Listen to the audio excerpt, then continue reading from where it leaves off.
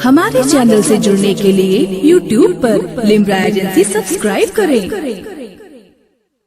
दस्ते ईसा से वो मुर्दों को जिला देता है, दस्ते मूसा में वही है जो असा देता है। दस्ते ईसा से वो मुर्दों को जिला देता है, दस्ते मूसा में वही है जो असा देता है। कोई भी फिक्र नहीं दाद कोई दे के न दे, नात कहने पे मुझे दाद खुदा देता है। कोई भी दाद कोई दे के न दे, नात कहने पे मुझे दाद खुदा देता है। कोई भी फिक्र नहीं दाद कोई दे के न दे, नात कहने पे मुझे दाद खुदा देता है।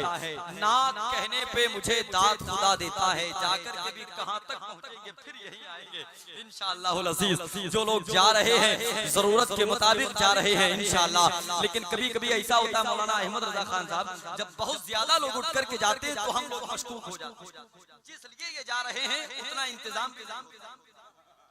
लेकिन आज अल्हम्दुलिल्लाह ऐसा कुछ नहीं, दो चार उठ करके चले भी जाएं तो कोई फर्क पड़ने वाला नहीं है। अल्लाह इन खड़े होने वालों को तौफीक देगा, उस जगह को ये लोग पुर करते हुए नजर आएंगे इंशाअल्लाह। कोई इतना बड़ा मजमा नहीं है और बड़े मजमे की हमें जरूरत भी नहीं है, इसलिए कि बहुत बड़ा मजमा हो लेकिन बेतवज्जही से सुनने वाला हो। लेकिन चंद लोग बैठे हो कसम खुदा की इश्क़ मुस्तफा को दिल में बसा के सुनने वाले बैठे हो, बस वही लोग कामयाब।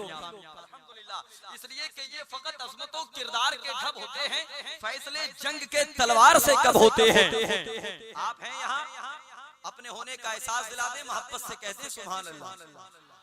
ये फकत अज़मतों किरदार के ढब होते हैं, फैसले जंग के तलवार से कब होते हैं। जुल्म तादाद में कितना ही ज्यादा हो कमाल, करबला वाले हो तो 72 भी गजब होते हैं। जुल्म तादाद में कितना ही ज्यादा हो कमाल, करबला वाले हो तो 72 भी गजब होते हैं। करबला वाले हो तो 72 भी गजब होते हैं।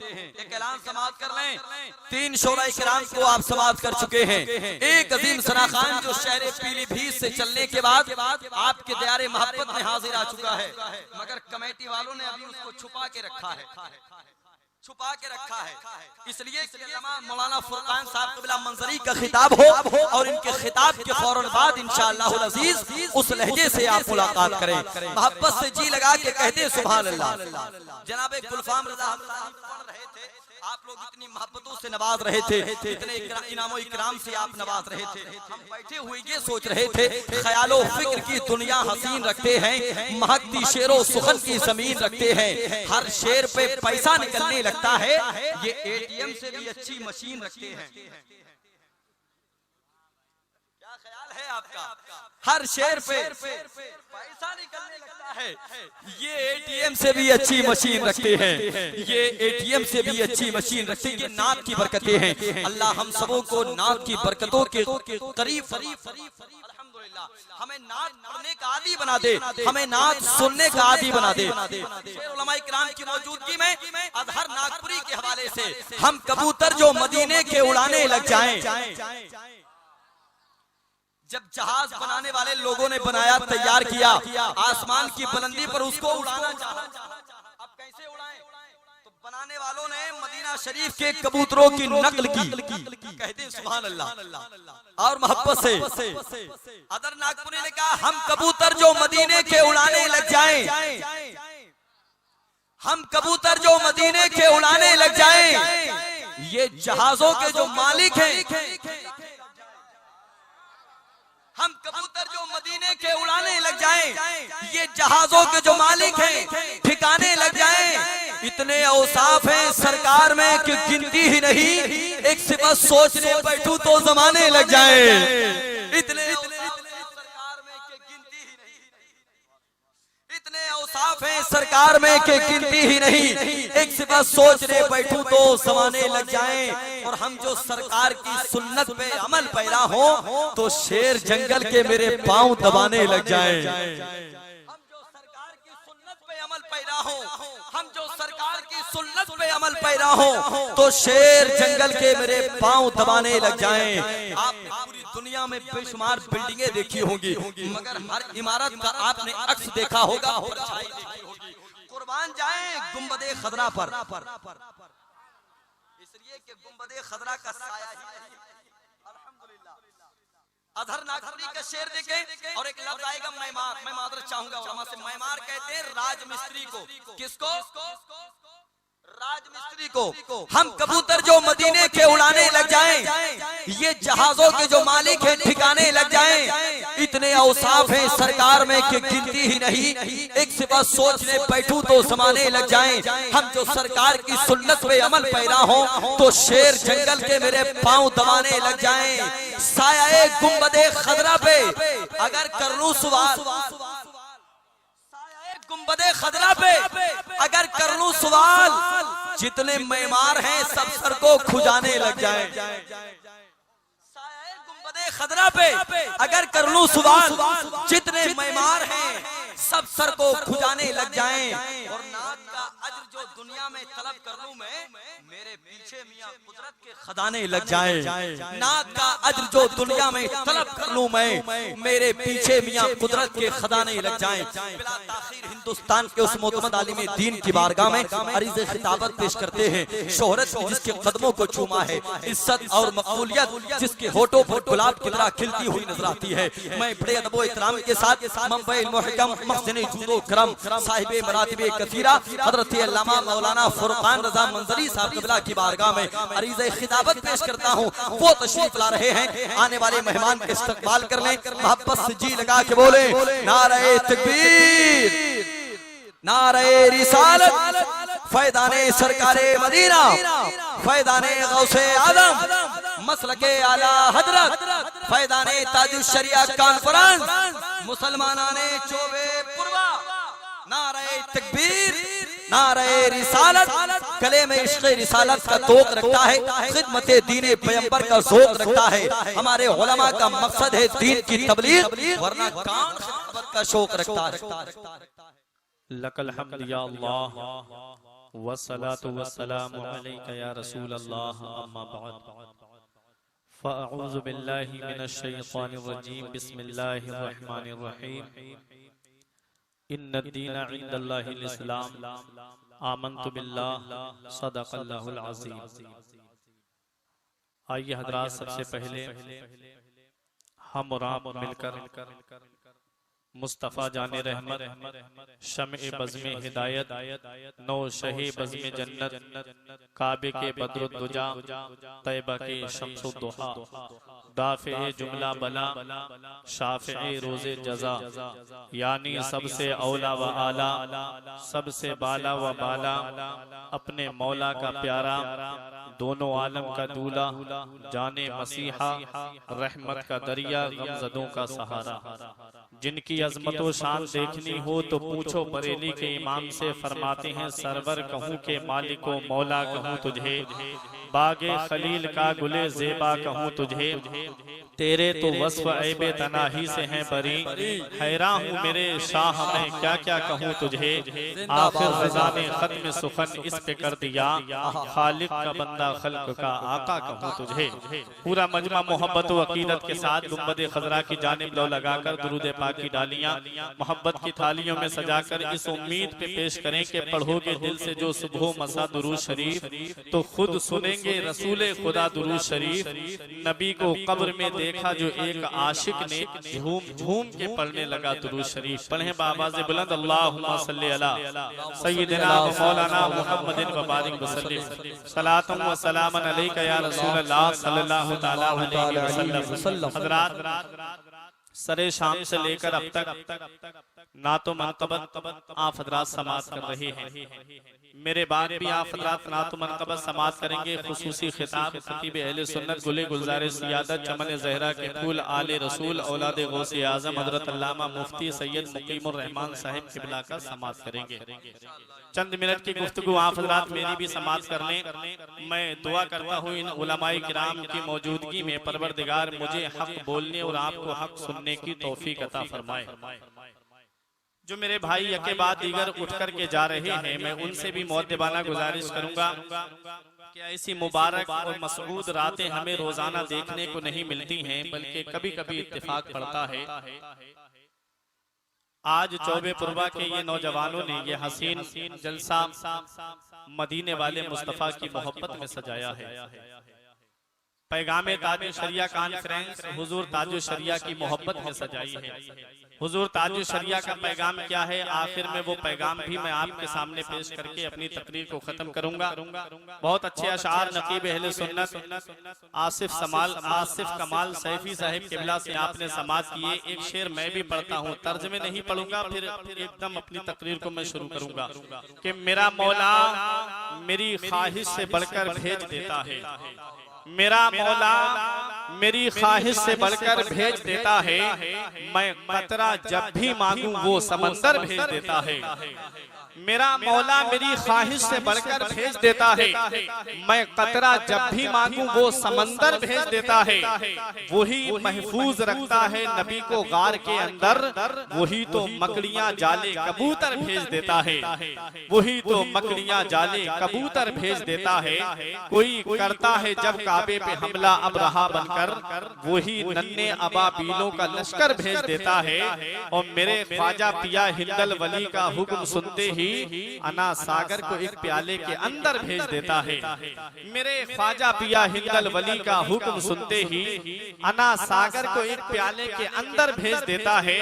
और बचाने के लिए हम सुन्नियों को बदअकीदों से, बचाने के लिए हम सुन्नियों को बदअकीदों से, अरे वही तो आला हजरत जैसा रहबर भेज देता है, वही तो आला हजरत जैसा रहबर भेज देता है। और बनाकर जानशीने मुफ्ती आजम बरेली में, बनाकर जानशीने मुफ्ती आजम बरेली में, वही तो ताजुल शरिया फखरे अजहर भेज देता है, वही तो ताजुल शरिया फखरे अजहर भेज देता है।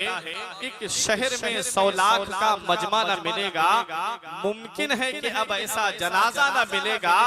पीराने तरीकत की कमी तो नहीं गौहर, लेकिन दुनिया को कोई ताजुल शरिया न मिलेगा।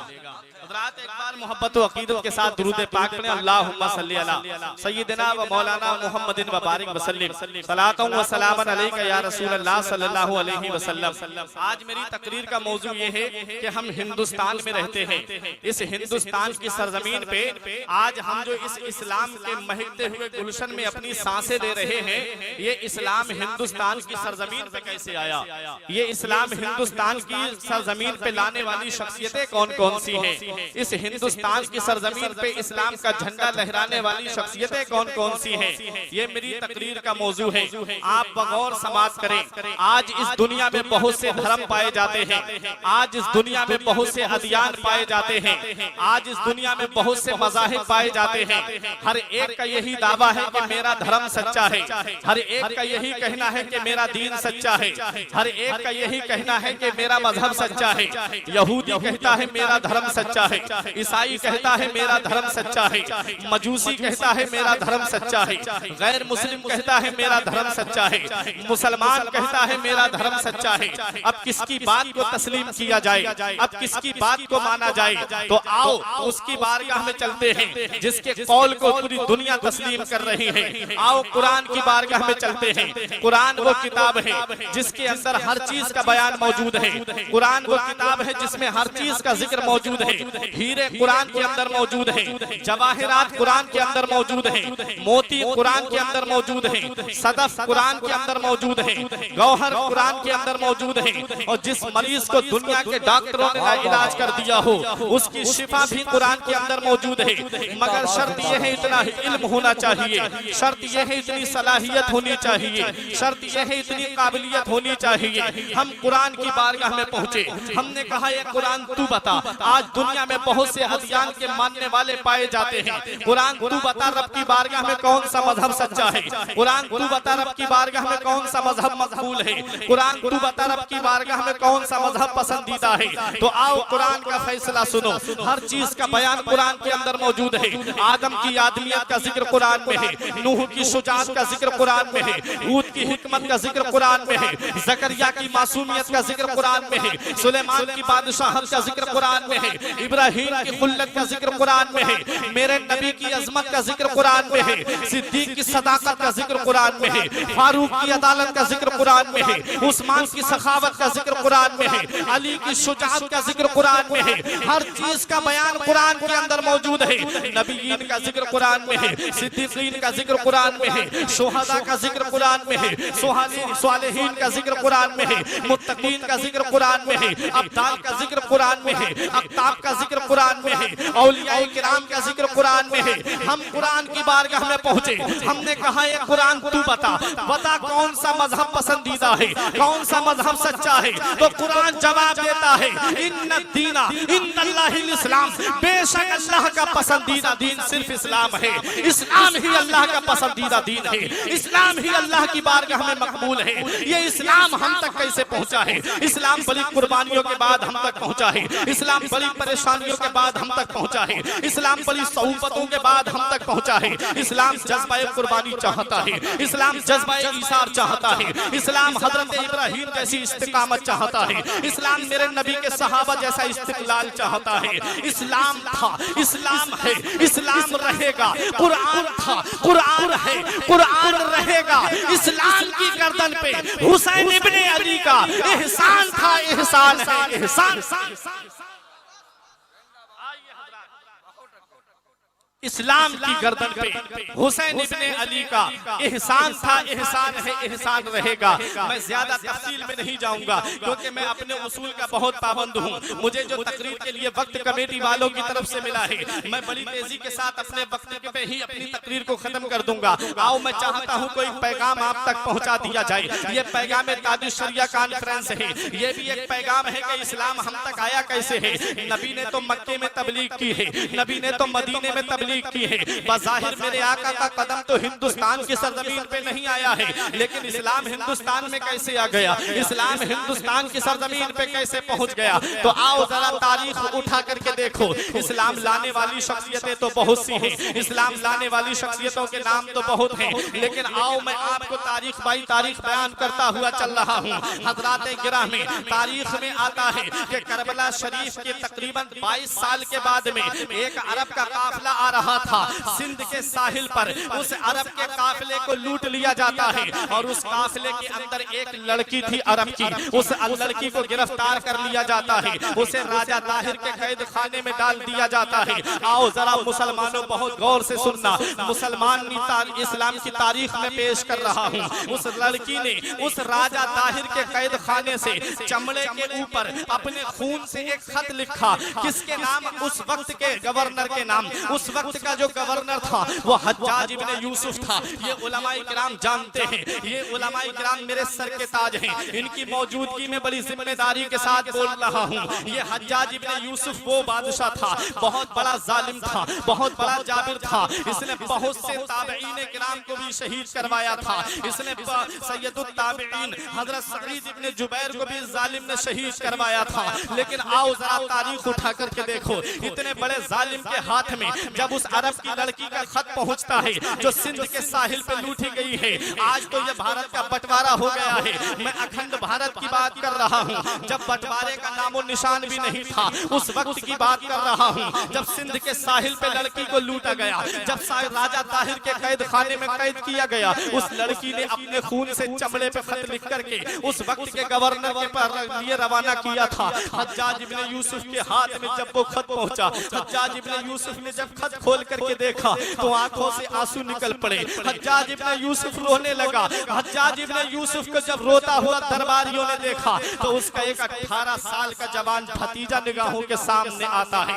जिसका नाम तारीख में मोहम्मद बिन कासिम मिलता है। मोहम्मद बिन कासिम ने जब अपने चचा को रोते हुए देखा था, चचा आज तक रोते हुए नहीं देखा, चचा आज तक आंखों से आंसू बहाते हुए नहीं देखा। चचा बात क्या है? कहा बेटा सिंध के साहिल पे एक अरब की लड़की को राजा ताहिर के कैद खाने में कैद कर दिया गया है। बेटा उस लड़की ने हमें फरियाद के लिए बुलाया है, बेटा उस लड़की ने हमें पुकारा है। बेटा मैंने फौज को तो दूसरी जानिब जंग करने के लिए भेज दिया है, अब मैं किसको उस लड़की की आबरू बचाने के लिए भेजूं? मोहम्मद बिन कासिम ने कहा था चचा क्या खत पढ़ने की इजाजत है? कहा हाँ मेरे भतीजे खत पढ़ ले। मोहम्मद बिन कासिम ने जब हाथ में खत लिया तो आंखों से आंसू निकल पड़े।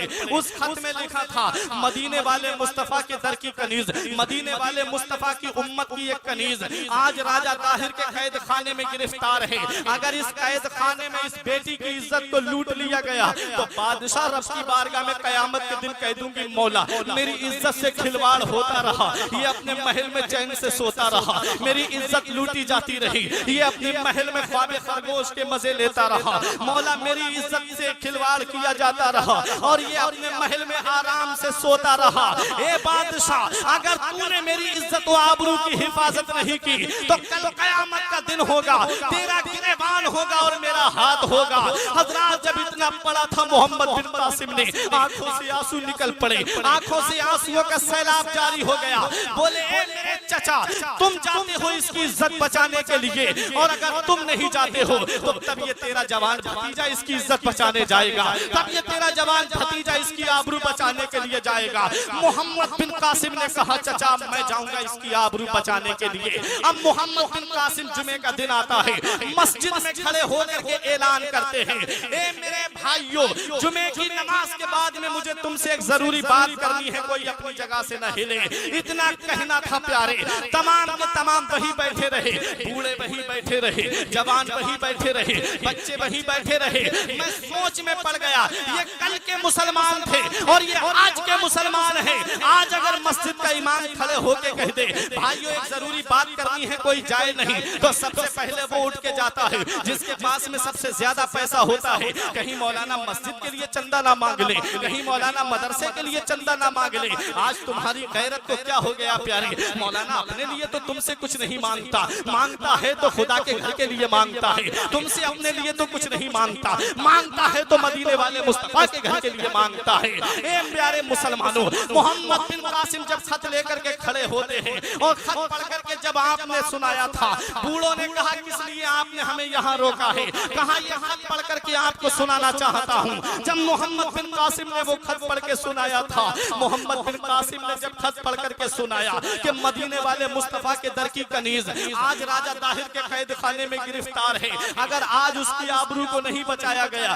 तो कयामत के दिन बादशाह तेरा गिरेबान होगा और मेरा हाथ होगा। इसलिए आजा, अगर तेरे अंदर थोड़ी सी भी गैरत है, मदीने वाले मुस्तफा की थोड़ी सी भी मोहब्बत अगर तेरे दिल में है तो आजा और अपनी बहन की आबरू बचाने के लिए 7 समंदर पार। मोहम्मद बिन कासिम से बूढ़ों ने कहा, चाहते क्या हो, कहा कि मैं इसकी आबरू बचाने के लिए जाऊंगा, बताओ तुम्हारी क्या मर्जी है। तो बूढ़ों ने कहा था ए मोहम्मद बिन कासिम, जवानों ने कहा था ए मोहम्मद बिन कासिम, अगर तेरे पास में इतना वक्त है कि हम घर से अपनी तलवारें ले ले तो बता दे, और अगर इतना वक्त भी नहीं है तो बता दे, मदीने वाले मुस्तफा के गुलाम खाली हाथ तेरे साथ चलने के लिए तैयार हैं। ये पहले के मुसलमान थे, ये पहले के मुसलमान थे प्यारे। मैं आपसे ये पूछना चाहता हूँ, जवान आ रहा है, मदीने वाले मुस्तफा के दर का गुलाम आ रहा है, अपनी बहन की आबरू बचाने के लिए 7 समंदर पार, और 7 समंदर पार आकर के मोहम्मद बिन कासिम ने राजा ताहिर के कैद खाने की ईंट से ईंट को बजा दिया और अपनी बहन की आबरू बचा करके जब लेने चला, लेकर के चला, तब किसी ने कलाई पकड़ के कहा था, ए मोहम्मद बिन कासिम, इतनी बड़ी ताकत से टकराने आ गया, तुझे डर नहीं लगा? ए मोहम्मद बिन कासिम, तू इतनी बड़ी ताकत से टकराने के लिए 7 समंदर पार आ गया, कौन सी ताकत पे भरोसा करके आया है, कौन सी जात पे भरोसा करके आया है? तो जवाब सुनो शायर की जुबान में कि न ताकत पर, न तकवा पर, न ज़ुहदो इत्तिका पर है, न ताकत पर, न तकवा पर, न ज़ुहदो इत्तिका पर है, हमारा नाज जो कुछ है मोहम्मद सुभान अल्लाह। नारे तकबीर, नारे रिसालत, मसलके आला हजरत वलमाए अहले सुन्नत, जश्ने फैजाने गाजी, जश्ने फैजाने ताजुश शरिया, नारे तकबीर, नारे रिसालत। सुने करबला के वाक़े से 22 साल के बाद इस्लाम का झंडा इस हिंदुस्तान की सरजमीन पे मोहम्मद बिन कासिम लहरा गया। सुनो तारीख, और शेर जहन में रखो, इस्लाम था, इस्लाम है, इस्लाम रहेगा। कुरान था, कुरान है, कुरान रहेगा। इस्लाम की गर्दन पे हुसैन इब्ने अली का एहसान था, एहसान है, एहसान रहेगा। जब मोहम्मद बिन कासिम चलने लगे तब किसी ने कहा, ए मोहम्मद बिन कासिम, तुझे डर नहीं लगा, तुझे खौफ नहीं हुआ? कहा कि मैं अपने रब से डरता हूँ, और जो अल्लाह से डरता है वो दुनिया में किसी से नहीं डरता। आज हमारे हाल क्या हो गए? 100 नंबर की गाड़ी अगर हमारे घर के दरवाजे पे खड़ी हो जाए, रात भर नहीं सोते। आज हमारा हाल क्या हो गया कि आज हम गैरों के सामने जाकर के अब फरियाद की भीख मांग रहे हैं। ए मुसलमान, तूने अपनी तारीख को फरामोश कर दिया, तूने अपनी हिस्ट्री को भुला दिया, तूने अपने तारीख को भुला दिया। जब तक मुसलमान अपने रब की बारगाह में झुकता रहा, सारी दुनिया उसके सामने झुकती रही।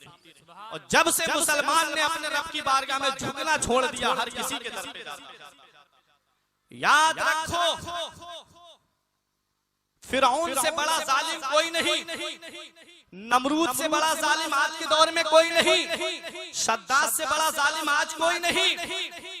इनके सामने तो कोई अपोजिशन वाला भी नहीं था जो इनकी जुबान पकड़ पाए। आज तो बहुत से लोग हैं, अगर जुबान से निकले दूसरी पार्टी के लोग जुबान पकड़ लेते हैं, लेकिन इन नमरूद, शद्दाद, हामान, फिरौन, इनके सामने तो कोई भी नहीं था। जब उनका गुरूर रब की बारगाह में नहीं चला, मेरे रब ने किसी को दरिया में डुबो करके मारा, किसी को मच्छरों से मारा और किसी को बच्चों से मरवाया। याद रखो मुसलमानों, बस तुम अपने रब के हो जाओ, सारी दुनिया तुम्हारी हो जाए। देख लो, तारीख लेकर के आ रहा हूं, जिसने अपने रब को राजी किया।